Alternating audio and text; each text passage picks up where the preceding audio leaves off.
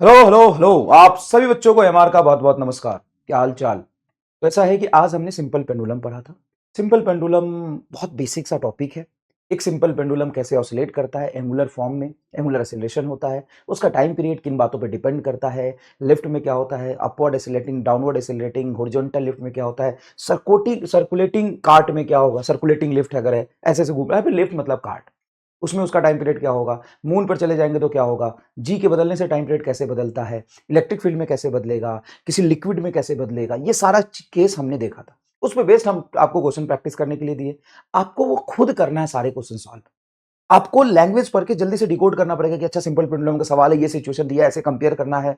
उसमें से 4-5 क्वेश्चन सिर्फ आपको लिखने हैं और सारे क्वेश्चंस करने हैं। देखो, ऐसे क्वेश्चन है जिसका सॉल्यूशन देने का कोई लॉजिक नहीं है। आप खुद ट्राई करिए और बिल्कुल भी सॉल्यूशन मत देखिए। सारे आंसर आ जाएंगे, आंसर मिला लीजिएगा पीडीएफ से। लेकिन अगर आपसे नहीं हुए हैं तो आपका ध्यान रखते हुए मैं आपको 20 मिनट में रिकॉर्ड करके दे देता हूं आपको सॉल्यूशन, बस सिंपल सी बात है। चलिए, तो आज हम लोग देखेंगे होमवर्क सॉल्यूशन। ठीक है, जो भी क्वेश्चंस दिए उसमें से जो क्वेश्चंस आपको लिखने हैं मैं यहां पे मार्क कर दूंगा, सिर्फ वही क्वेश्चन नोट्स में लिखना, बाकी क्वेश्चन नोट्स में लिखने की जरूरत नहीं पड़ेगी। ठीक है, चलिए पहला सवाल देखिए।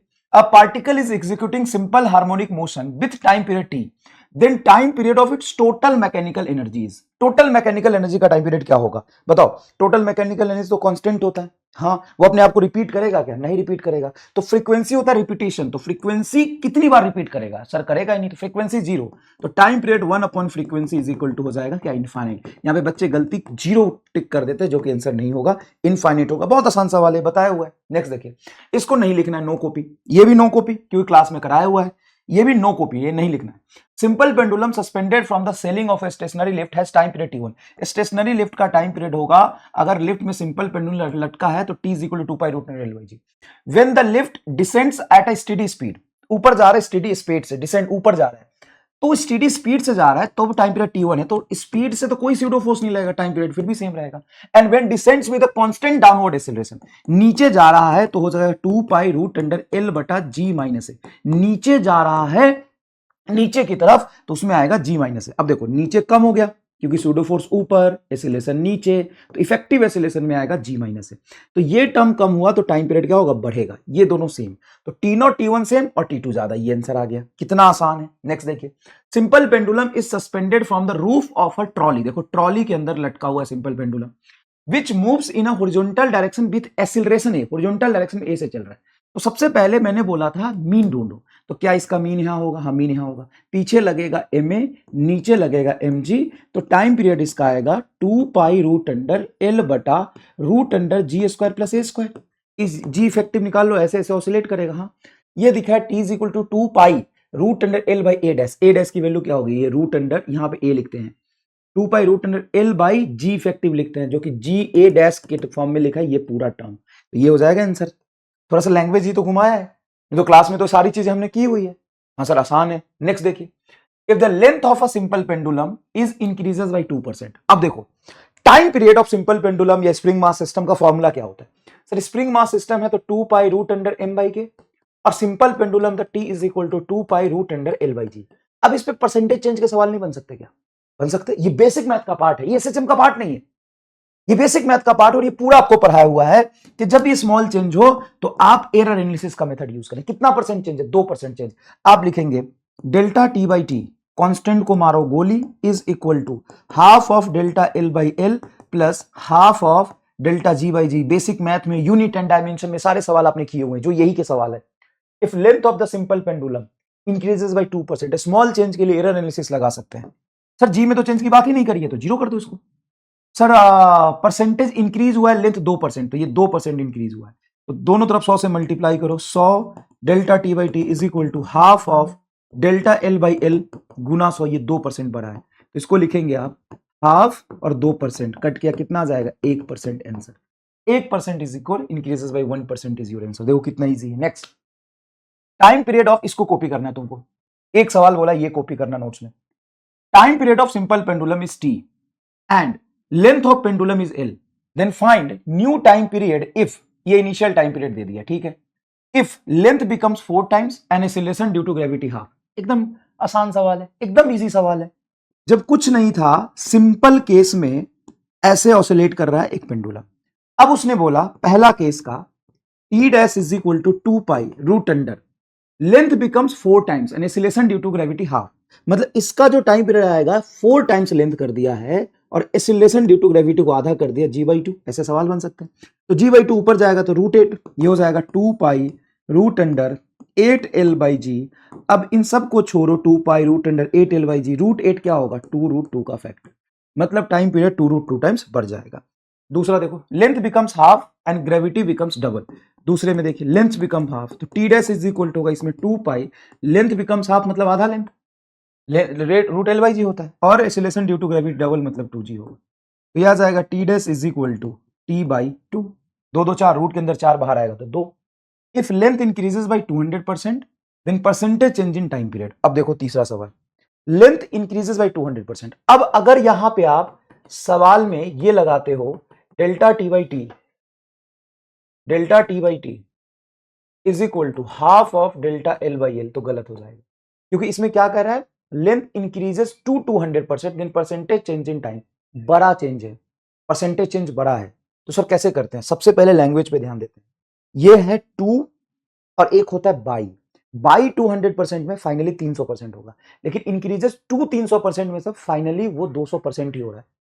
इंक्रीजेस टू 200%, सॉरी 300 नहीं 200%, इंक्रीजेस टू 200% में फाइनली वो 200% ही हो रहा है। Then percentage change in time, तो देखो यहां पे लेंथ तुम्हारा जो हो रहा है फाइनल, वो 200% ऑफ इनिशियल लेंथ हो रहा है, मतलब 12 हो जाएगा। परसेंटेज हटाओगे तो 200, परसेंटेज हटाओगे तो 100 से डिवाइड करोगे, सिंपल 12 आ जाएगा। ठीक है, percentage change in time period, तो टी इज इक्वल टू आप लिखेंगे 2 पाई रूट अंडर l/g, ये स्टार्टिंग का हो गया। फाइनली टाइम पीरियड लिखेंगे 2 पाई, अब लेंथ कितना हो गया डबल, तो 2l/g, ये तुम्हारा फाइनल टाइम पीरियड हो गया। तो सर √2 को टाइम्स बढ़ा है, हाँ, तो परसेंटेज चेंज कितना होगा, तो डायरेक्ट भी देख सकते हो कि अगर √2 को अलग लिख लूं मैं, तो मैं लिख सकता हूं T dash is equal to 2 pi root under l/g को मैं टी लिख देता हूं, ये √2 टाइम्स आ जाएगा। √2 को लिख सकते हैं 1.41 इंटू टी, इसको लिख सकते हैं 1 प्लस 0.41 इंटू टी। बताओ कितना परसेंट बढ़ेगा, तो 0.41 टाइम्स बढ़ रहा है, मतलब आप इसको कह सकते हो 41% बढ़ेगा। एक तो ये तरीका है, नहीं आता समझ छोड़ दो। परसेंटेज चेंज कैसे लिखते हैं, परसेंटेज चेंज लिखते हैं फाइनल माइनस इनिशियल बटा इनिशियल गुना 100।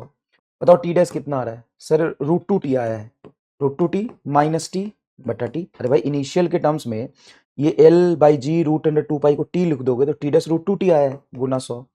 अब देखो √2 को 1.41, टी बाहर निकल के कट जाएगा, देखो √2t माइनस टी है, टी बाहर निकालोगे तो ये बचेगा 1.41 माइनस 1 इंटू टी बटा टी गुना 100, टी से टी कट गया, 1.41 माइनस 1 हो जाएगा 0.41 मल्टीप्लाई 100 बराबर 41%। हालांकि वर्क एनर्जी पावर में ऐसे सवाल करने स्टेप बाय स्टेप मैंने सिखाया हुआ है। ये क्या है, इफ लेंथ इंक्रीजेस बाई 200%। अब ये थोड़ा अलग हो गया, बाई 200% में क्या हो जाएगा, तो चौथा देखिए, बाई 200% में फाइनल लेंथ हो जाएगा आपका L initial plus L initial का 200%, मतलब 300% ऑफ इनिशियल लेंथ, मतलब 3l इनिशियल। तो final time period √3 times of initial time period हो गया। ये 3 गुना लेंथ हुआ तो 3 गुना ये हो जाएगा। तो परसेंटेज चेंज कैसे लिखोगे, परसेंटेज चेंज होगा √3 of T initial minus T initial बटा टी इनिशियल गुना 100, तो √3 हो जाएगा 1.71, तो 71% के आसपास आपका चेंज आएगा। बोलो, और ये बोलोगे अगर नहीं समझ में आए तो गोली मार दूंगा मैं। क्यों, क्योंकि बेसिक मैथ, यूनिट डायमेंशन में भी थोड़ा एग्जांपल बताया था, वर्क एनर्जी पावर, ये जनरल अप्रोच है, ये हर चैप्टर में ऐसा सवाल आते हैं फॉर्मूला पे बेस्ड। सर आते तो है, अच्छा कि आपने यहां भी करा दिया। Yes, if mass ma and mb are hang from the string of length la and lb respectively, they are executing simple harmonic motion with frequency F A. पहले केस में फ्रीक्वेंसी 2 टाइम्स ऑफ एफ भी दिया हुआ है। Frequency का मतलब 1 upon time period, 1/2 pi root under g/l, 1 upon T ना, तो 2 पाई रूट l/g होता है, तो ये होगा 2 पाई रूट g/l। पहले का फ्रीक्वेंसी क्या लिखोगे, तो पहले का फ्रीक्वेंसी होगा 1/2 पाई रूट अंडर g/la बराबर, ये कंडीशन दिया हुआ है, इसी में मैंने fa और fb की वैल्यू पुट कर देता हूं। fb क्या होगा, तो 1/2 पाई रूट अंडर g बटा lb। अब यहां से सिंपल सी बात है, 2 पाई कट जाएगा, रूट जी कट गया, इधर रूट अंडर है, इधर 2 इंटू रूट है, स्क्वायर कर दो दोनों तरफ, 1/la बराबर ये 4, ये स्क्वायर कट गया, रूट कट गया, स्क्वायर किया तो ये 2 करो स्क्वायर 4 इंटू lb। अब क्या बोला है, la बराबर lb/4, देखो तो ये क्या आ रहा है, इसको उल्टा कर दो, इसको la को इधर ले आओ, la बराबर lb को इधर 4 को नीचे, LB/4 ये आ गया। And does not depends upon mass. तो ये भाई क्वेश्चन प्रैक्टिस तुमको करेगा, एग्जाम में जाके यही चीज तो तुम्हें मिलेगा देखने को। क्वेश्चन पढ़ लिया है ना, डिकोड कर लिया फॉर्मूला, ये लगना देखो तुरंत हो गया सॉल्व। मास पे डिपेंड नहीं करता, सिंपल पेंडुलम का टाइम पीरियड ऑल। नेक्स्ट देखिए, time period of oscillation of a simple pendulum is 1 minute. Time period of oscillation of a simple, अच्छा 3 दिन बाद सॉल्यूशन दे रहा हूं, रोना खाना मत मचाना यार, डर लगता है तुमसे। नेक्स्ट देखो, time period of oscillation of a simple pendulum is 1 minute. Time period of oscillation of simple pendulum is 1 minute if its length is increases by 44%, then new time period of oscillation will be। इसका time period 1 minute है, ठीक है, simple time period 1 minute है पहले। t is equal to 2 pi root under L/G की value 1 minute है। If length is increases by 44%, then new time period will be. Percentage change नहीं पूछा टाइम पीरियड में, नया टाइम पीरियड का value पूछा है। अब देखो ये छोटा चेंज है कि बड़ा, सर बड़ा चेंज है, तो फाइनल लेंथ क्या हो गया है, इंक्रीजेस बाय 144%, मतलब फाइनल लेंथ हो जाएगा 144% ऑफ इनिशियल लेंथ। हाँ, तो फाइनल लेंथ को लिखेंगे 144/100 of initial length. Final time period होगा चेंज के बाद t dash 2 pi root under L final मतलब 144 L इनिशियल बटा 100 ऑफ ये इंटू जी, ये लिखोगे। अब 2 पाई रूट अंडर L/G को साइड में रख दो, 144 रूट से बाहर जाएगा 12/10 ये बना। क्या आप इसको बोल सकते हो t?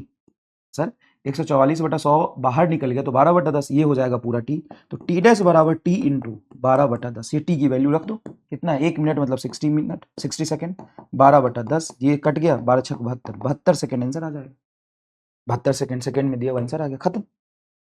तो क्वेश्चन के नीड के अकॉर्डिंग ही आपको रिएक्ट करना पड़ेगा। ये देखिए क्या लिख रहा है, time period of simple pendulum is 2 second, if the length is increase by 4 times then the time period becomes 4 times, तो रूट के अंदर 4 मतलब डबल हो जाएगा, पहले 2 सेकंड तो 4 सेकंड हो जाएगा। t is equal to 2 pi root under L/G, इसको 4 गुना कर दिया है तो रूट 4 गुना 2 बाहर निकल जाएगा, तो ये बचेगा 2 पाई रूट अंडर L/G। बोलो नेक्स्ट देखिएगा, a boy swinging in a swing if you stand then time period will be. Swinging in a swing का मतलब क्या होता है, स्विंगिंग इन अ स्विंग मतलब झूल रहा है झूले पर, स्विंग मतलब झूला।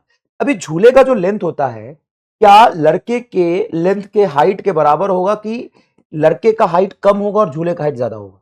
अगर मान लो लड़के का हाइट और झूले का लेंथ बराबर है तो खुद ही पकड़ के झूल लेगा, रस्सी की क्या जरूरत है, लॉजिकली समझो थोड़ा सा। तो बाय डिफॉल्ट कुछ चीजें आपको समझनी पड़ेगी कि इसका जो लेंथ है वो लार्ज है और आदमी का हाइट बहुत छोटा है, तो ये जो लेंथ लेते हैं ना, ये इसके सेंटर ऑफ मास तक लेते हैं, यहां तक लड़के के इफेक्टिव लेंथ तक लेंगे। क्यों? क्योंकि सिंपल पेंडुलम में जब हम पढ़ रहे थे तो इस बॉब पे कहां ग्रेविटेशनल फोर्स लगाया था, और इसके सेंटर ऑफ मास पे ग्रेविटी लगता है, यही तक कंपोनेंट लिया था, तो सेंटर ऑफ मास से ही हिंज पॉइंट का डिस्टेंस लिया था हमने एल। ऐसा नहीं कि यहां पे बांधा है मैंने, इसको यहां तक सेंटर ऑफ मास तक लेते हैं, क्योंकि मास बहुत छोटा था, पॉइंट ऑब्जेक्ट था, तो इस लेंथ की बारे चर्चा हमने इतनी नहीं करी थी। तो क्लियर है? हाँ। अब ये लड़का झूलते झूलते ऐसे बैठा हुआ झूल रहा है, खड़ा हो गया। अगर ये खड़ा हो गया तो ऐसे यहां तक पहुंच जाएगा, ये ऐसे खड़ा हो गया तो यहां तक पहुंच जाएगा। अब इसकी लेंथ थोड़ी सी छोटी हो गई कि नहीं? हाँ, तो टाइम पीरियड होता है 2 pi root under L/G, length छोटी तो टाइम पीरियड छोटी, खत्म। इतना आसान है। अब मैं तुमसे एक सवाल पूछता हूं, जरा देखना। मान लो एक हॉलो स्फीयर है, ठीक है, एल लेंथ से कनेक्टेड है, हॉलो स्फीयर है, ठीक है, और एक सॉलिड स्फीयर है, एक सॉलिड स्फीयर है, या इसी हॉलो स्फीयर के अंदर कुछ मास डला हुआ है, ठीक है। अगर मैं इसका टाइम पीरियड इसका टाइम पीरियड पूछूं तो दोनों सेम होगा कि डिफरेंट होगा? सेम, वही हॉलो स्फीयर के अंदर मटेरियल डाल दिया तो सॉलिड जैसा हो गया। तो देखो, अगर लेंथ सेम है तो time period t is equal to 2 pi root under L/G लोगे, और ये जो L है वो इसके सेंटर ऑफ मास तक लोगे, यहां तक मान लो बांधा हुआ है मैंने, सेंटर ऑफ मास का डिस्टेंस। अब चूंकि अंदर खाली था, लेकिन मास का डिस्ट्रीब्यूशन ऐसा है कि आप सेंटर ऑफ मास पे ही मास को एज्यूम करके ग्रेविटेशनल फोर्स लगाओगे ना सर। इस केस में t is equal to 2 pi root under L/G effective, इसमें भी तो पूरा मास इसके सेंटर ऑफ मास पे ही मानोगे, पूरा मास इसके सेंटर ऑफ मास पे ही मानोगे। हाँ सर। अगर मान लो कि एक वो सेम हॉलो स्फीयर हमने लिया, सेम एकदम सेम हॉलो स्फीयर लिया, सेम हॉलो स्फीयर लिया, उसमें आधा मटेरियल भरा हुआ है, कितना भरा हुआ है, आधा मटेरियल भरा हुआ है और आधा ऊपर खाली है, उस केस में क्या होगा सोचो। आधा मटेरियल भरा है, उधर ऊपर आधा खाली है, तो बताओ क्या होगा। तो इस केस में ध्यान से सुनना बेटा, क्या इसका सेंटर ऑफ मास इसमें होगा कि जहां ज्यादा मास है वहां होगा? सर यहां होगा। क्या इफेक्टिव लेंथ इसमें थोड़ी बढ़ जाएगी?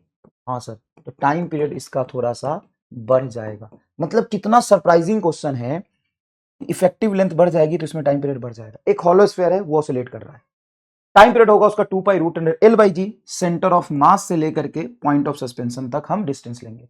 पूरा सॉलिड स्फीयर, उसी में मास भर दिया मैंने, वाटर फिल कर दिया, मान लिया वाटर फिल कर दिया, कंप्लीट स्फीयर में वाटर फिल कर दिया, तो भी time period 2 pi root under L by G होगा। अब मान ले उसमें मैं आधा ही में वाटर फिल किया, आधा में, तो इसका टाइम पीरियड ज्यादा हो जाएगा क्योंकि सेंटर ऑफ मास थोड़ा सा नीचे शिफ्ट होगा। पूरा भरा हुआ है तो सेंटर ऑफ मास यही होगा। और सर मास तो चेंज हो जाएगा ना, हॉलो है उसमें मास भर दिया, आधा मास भर दिया। सिंपल पेंडुलम का टाइम पीरियड मास पर डिपेंड नहीं करता। और ये जब मैंने इसके लेंथ के कंपेयर में रेडियस छोटा लिया है, मतलब लेंथ के कंपेयर में रेडियस छोटा है, मतलब ये कंपाउंड पेंडुलम जैसा नहीं है, सिंपल पेंडुलम जैसा बिहेवियर। ये लेंथ बहुत बड़ा है, यहाँ पे मास बहुत छोटा है, तो उसके सेंटर ऑफ मास का डिस्टेंस लेंगे, थोड़ा ही फर्क पड़ेगा लेकिन पड़ेगा। ठीक है, समझ में आया? इसको कॉपी कर लेना। अब इसी पर बेस्ट सवाल है, इसको लिख लेना बेटा, नो कॉपी लिखा है, इसको कॉपी कर लेना। Hollow metal sphere is filled with the water through the small hole in it. It hung by a long thread and made to oscillate. Water slowly flows out of the hole at the bottom. Select the correct variation of the time period. बड़ा simple सा है case कि मान लो यहां पे पूरा भरा हुआ था, तो सेंटर ऑफ मास यहां था, धीरे धीरे पानी लीक करेगा, सेंटर ऑफ मास नीचे जाएगा, लेंथ बढ़ेगा, हाँ सर लेंथ बढ़ेगा तो टाइम पीरियड बढ़ेगा। फिर अचानक से पूरा खाली हो गया तो सेंटर ऑफ मास फिर उसी पोजीशन पे आएगा, तो टाइम पीरियड फिर से घट जाएगा क्योंकि लेंथ घट गया। पहले तो सेंटर ऑफ मास नीचे जाएगा, क्यों जाएगा बे? सेंटर ऑफ मास नहीं जानता क्या? अगर ये पूरा भरा हुआ है तो सेंटर ऑफ मास कहां होगा सर? मिड में होगा। सेंटर ऑफ मास कहां होगा? मिड में होगा। जब यहां से पानी लीक करेगा तो लेंथ घटेगा, सेंटर ऑफ मास नीचे जाएगी, हाँ सर नीचे शिफ्ट करेगी, तो लेंथ बढ़ेगा, टाइम पीरियड बढ़ेगा। फाइनली फिर से लेंथ वही हो जाएगा, हाँ, तो फाइनली टाइम पीरियड फिर से तुम्हारा क्या हो गया? घट जाएगा। तो देखो time period will go on increasing, नहीं, till the sphere is empty, go on increasing till the sphere is empty. भाई सही लिख रहा है यार, till the sphere is empty, नहीं एम्प्टी खाली होने तक, तो खाली होने तक तो फिर से ऊपर भाग के आ जाएगा। Time period go on decreasing till the empty, ना time period will not affect that all, नहीं, period will be increases first then decreases to the initial value till the sphere is empty. Yes, decrease to the initial value, जैसे ही वो खाली होगा वैसे ही initial value पे आ जाएगी अचानक से। जब तक यहां पे पानी नीचे जा रहा है लेंथ बढ़ता जाएगा, पूरा पानी खाली तो सेंटर ऑफ मास फिर से ऊपर आ जाएगा। सिमेट्रिसिटी से देखो सर, लेकिन सेंटर मास ऊपर आएगा कैसे? देखो इसका सेंटर मास कहां होता है सर? एकदम सेंटर पे। पूरा भरा हुआ है तो सेंटर ऑफ मास कहां होगा? एकदम सेंटर पे। आधा भरा हुआ है तो सेंटर ऑफ मास कहां होगा? नीचे। मोस्ट अप्रोप्रिएट क्या होगा? जैसे ही खाली हो गया सेंटर ऑफ मास ऊपर आएगा तो टाइम पीरियड ऊपर आ जाएगा। If a second pendulum move to a planet where acceleration due to gravity is 4 times, then length of the second pendulum on the planet should be made. तो length of the second pendulum बोला है, मतलब t is equal to 2 pi root under L by G formula होता है, हाँ sir होता है। Second pendulum is moved to the planet where the acceleration due to gravity is 4 times, मतलब acceleration due to gravity वहां पे क्या है? 4 टाइम्स हो गया। देखो g को हमने 4g रख दिया। The length of the second pendulum on that planet will be, मतलब टाइम पीरियड सेम रखना है। तो टाइम पीरियड सेम रखने के लिए अगर एक्सीलरेशन ड्यू टू ग्रेविटी 4 गुना बढ़ा है तो लेंथ को भी 4 गुना बढ़ाओगे तो फैक्टर कट के टाइम पीरियड 2 ही सेकंड रह जाएगा। मतलब सेकेंड पेंडुलम का टाइम पीरियड उसको उतना ही रखना। कैसे पता चला? तो लेंथ कितना होना चाहिए सेकेंड पेंडुलम का? सेकेंड पेंडुलम की पहली नेसेसरी कंडीशन है कि टाइम पीरियड उसका 2 सेकंड हो। पहली नेसेसरी कंडीशन है। सर आपने बोला था लेंथ 1 मीटर, हाँ, अर्थ पे टाइम पीरियड 2 सेकंड रखने के लिए उसका जो लेंथ आता है 1 मीटर सेटिस्फाई करता है। तो यहां पे लेंथ पूछा है ना, सेकंड पेंडुलम का लेंथ कितना होना चाहिए? किस लिए? सेकंड पेंडुलम के टाइम पीरियड सेम रहने के लिए। टाइम पीरियड ही तो नहीं दिया, लेंथ किस लिए पूछ रहा है? तुम लॉजिकली सोचो थोड़ा सा। अच्छा हाँ, तो बताओ कितना टाइम कर दोगे?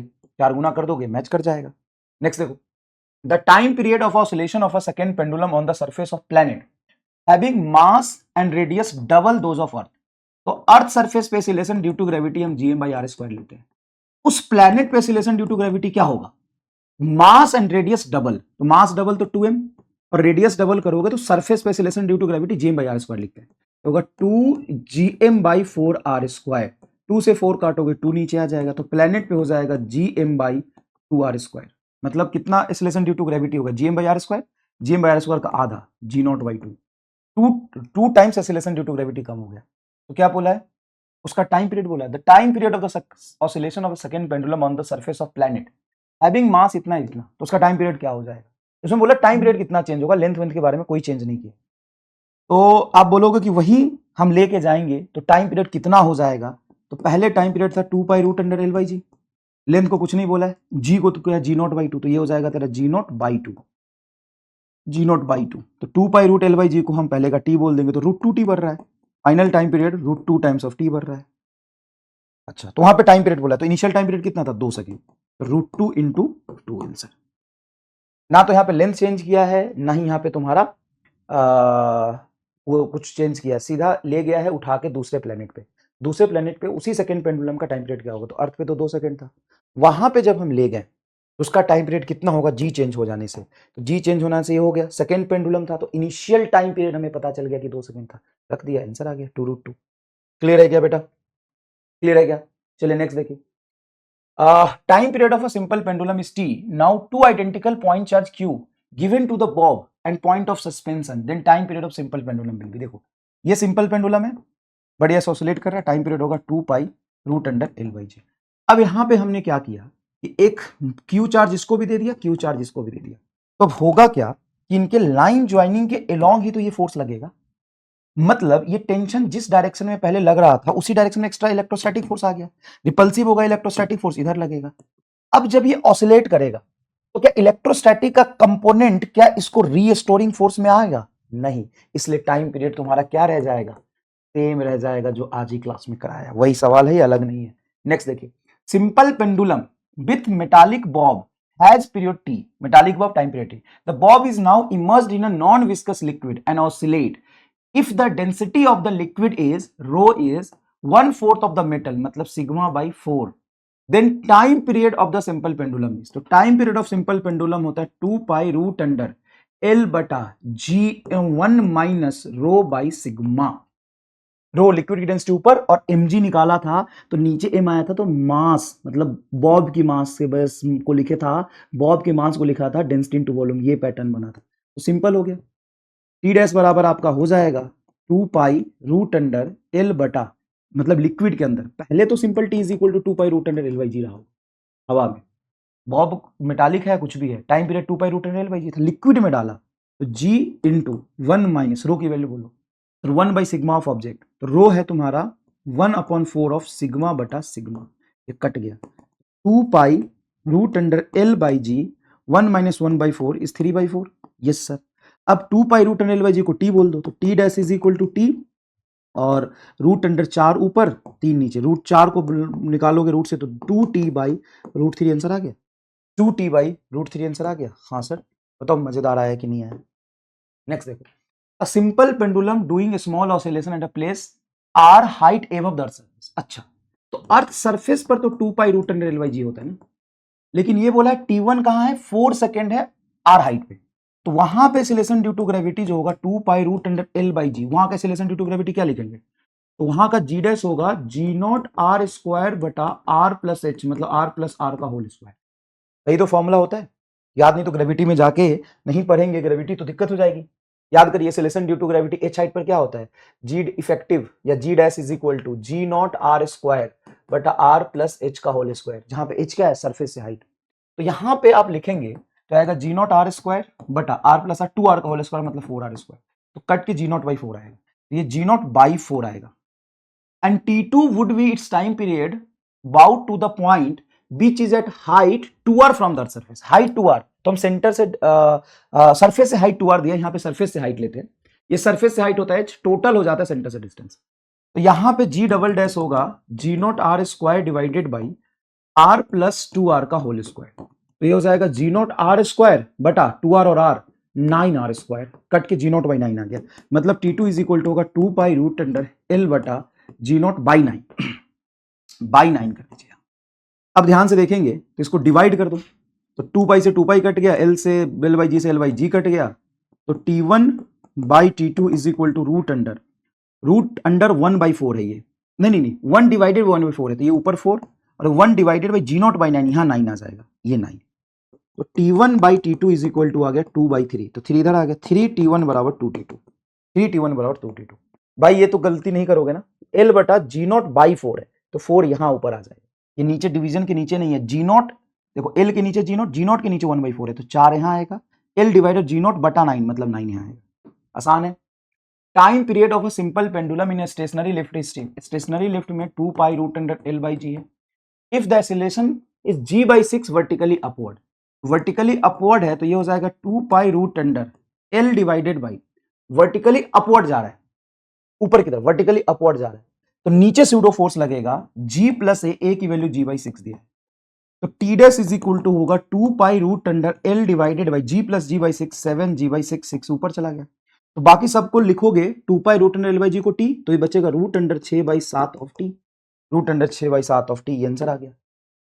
If T naught is the time period of simple pendulum at a place, if length of the pendulum is reduced to 116, मतलब final length is initial length बटा 16, इट्स इनिशियल वैल्यू का 116 कर देते हैं। मॉडिफाइड टाइम पीरियड, देखो सारे NEET जो JEE mains के सवाल है 19 के 20 के 22 के 25 के सब देखो कितना आसान है।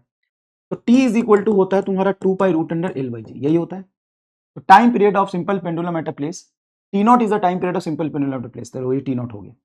अब नया टाइम पीरियड टी डैश हो जाएगा तुम्हारा 2 pi root under final L naught by 16, L naught by 16 of G, हाँ सर, इस 2 pi root under L naught by G को टी नॉट बोल देंगे, हाँ सर टी नॉट बोल दो, तो 2 पाई बटा रूट अंडर 16 ये हो गया तुम्हारा टी नॉट, रूट 16 को 4 लिखेंगे, 4 रूट 16 बाहर निकल के 4 हो जाएगा, तो 2 4 से कटेगा 2, तो 2 by pi into T naught, अरे पाई क्यों 2 pi root under L by G, initial length अगर एल नॉट था 2 pi root under L by G को तो हम लिखेंगे टी नॉट बटा रूट 16, तो टी बाई 4 बचा ना यार, टी बाई 4 ये बचा, सॉरी मैं क्या कर रहा था, सीधा सीधा लेंथ 1/16 हो गया, तो 2 pi root under L by G, length 1/16 होगा तो 1/16 2 पाई एल बाई जी को हम इनिशियल टाइम पीरियड बोलेंगे, तो रूट 16 बाहर जाएगा 4 बन जाएगा, ये आंसर आ गया। कितना आसान सवाल पूछा है।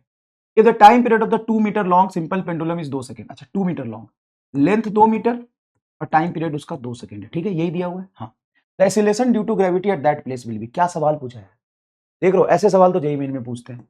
T is equal to 2 pi root under L by G formula है, बोला है कि लेंथ 2 मीटर है 2 रख दो, टाइम पीरियड 2 सेकंड है 2 रख दो, 2 बराबर 2 पाई रूट अंडर 2 बाई जी, इस जी की वैल्यू पूछी, 2 से 2 कटेगा, हाँ सर दोनों तरफ स्क्वायर कर लो, तो यहाँ तो 1 है, 2 से 2 कटा 1, तो 1 का होल स्क्वायर बराबर पाई का होल स्क्वायर 2 बटा जी, क्योंकि स्क्वायर करेंगे रूट कैंसिल होगा, जी को इधर ले आओ, G is equal to 2 pi R square answer, 2 pi R square answer, देखो कितना आसान है। 19 number, simple pendulum oscillating in air has time period T, the bob of the pendulum is completely immersed in a non-viscous liquid of density 1/16 of the initial material, ठीक है, तो पहले time period हो जाएगा 2 pi root under L by G, बाद में उसको liquid में डाला तो टाइम पीरियड हो जाएगा T dash 2 pi root under L by G into 1 minus rho by sigma, liquid की डेंसिटी बटा ऑब्जेक्ट की डेंसिटी, तो ये हो जाएगा 2 पाई रूट अंडर एल बटा जी इंटू, या 2 pi root under L by G को क्या लिख सकते हैं सर टी, देखो T dash 2 pi root under L by G को टी लिखेंगे तो बचेगा 1 डिवाइडेड बाई 1 माइनस रो की वैल्यू कितनी है सिग्मा बटा 16, देखो क्या लिख रहा है, द डेंसिटी ऑफ लिक्विड मतलब रो इज 1/16 ऑफ द मटेरियल, तो इसको लिखेंगे आप 1/16, टी डैश बराबर आएगा टी रूट अंडर ऊपर 1 बटा 16 एलसीएम लेंगे तो 16 माइनस 1 ऊपर में चला गया 16, तो टी डैश बराबर आएगा 16 से निकलेगा रूट से बाहर तो 4 बटा 16 माइनस 1 15 रूट 15, 4 बटा रूट 15, तो देखो 4t बटा रूट 14 नहीं 4t बटा रूट 15 इज आंसर, कितना आसान है। The mass and the diameter of the planet are 3 times respective value for the earth, mass and diameter of the planet, तो mass of the planet 3 times and 3 times and respective value for the earth, mass and diameter, diameter triple है मतलब radius भी triple है, अर्थ के radius से अर्थ के मास से diameter and उसका प्लेनेट का मास 3 गुना है। The period of oscillation of simple pendulum earth is 2 second, earth पे उसका टाइम पीरियड है 2 सेकंड जो कि होगा 2 pi root under L by g simple pendulum का। The period of the oscillation of the same pendulum on the planet will, तो सबसे पहले लेंथ तो वही रहा, सेम पेंडुलम है तो लेंथ वही रहा, acceleration due to gravity change हो रहा है, तो अर्थ सरफेस पर acceleration due to gravity simple होता है जी नॉट, जो लिखते हैं G M by R square. किसी प्लेनेट पर कितना होगा, तो प्लेनेट पे उसका मास 3 गुना अर्थ के तो 3m, रेडियस भी 3 गुना तो 9r स्क्वायर, कट के नीचे आएगा 3 मतलब g naught by 3, acceleration due to gravity 3 गुना कम हो रहा है, तो जी नॉट बाई 3 यहीं पे लिख दो। अच्छा चलो ये तो अर्थ सरफेस पे, तो T dash is equal to होगा 2 पाई रूट अंडर एल बटा जी नॉट बाई 3, तो 3 ऊपर 2 pi root L by G को इनिशियल अर्थ का time period T into root 3, तो क्या ही आया यार। अच्छा यहाँ पे टाइम पीरियड तुमको 2 सेकंड दिया हुआ है, diameter of the planet are 3 times respectively, the time period of the simple pendulum on the earth is 2 second, ये 2 सेकंड है, 2 into root 3 is answer, 2 into root 3 second is answer। कहीं अगर कुछ गलत हो गया तो जरूर सुधार देना, बताओ इससे फायदा मिला कि नहीं। और मैंने कोई भी ऑफ टॉपिक क्वेश्चन नहीं लिए, हम एक एक करके लेवल बढ़ाएंगे और बहुत हायर लेवल पे ले जाएंगे, जे एडवांस तक आपको क्लियर करा देंगे, लेकिन एक सिस्टमैटिक तरीके से ऐसा नहीं कि मैं कोई ऑफ द टॉपिक क्वेश्चन से आपको उठा के लाया हूं। सिंपल पेंडुलम पढ़ाया, सिंपल पेंडुलम पे पूरी पीएचडी कराई, इलेक्ट्रिक फील्ड में, विस्कस लिक्विड में, इलेक्ट्रिक फील्ड में जब टाइम पीरियड चेंज नहीं होगा तब की बात कर ली, और उसी सिंपल पेंडुलम को दूसरे प्लेनेट पे ले गया। अब सिंपल पेंडुलम की और वैरायटी देखेंगे, जब लॉन्ग सिंपल पेंडुलम होता है, जब बहुत लंबा हो जाता है, और हम कंपाउंड पेंडुलम देखेंगे। ठीक है, चलिए धन्यवाद। कितने सवाल किए जरूर कमेंट बॉक्स में बताइएगा। Thank you so much.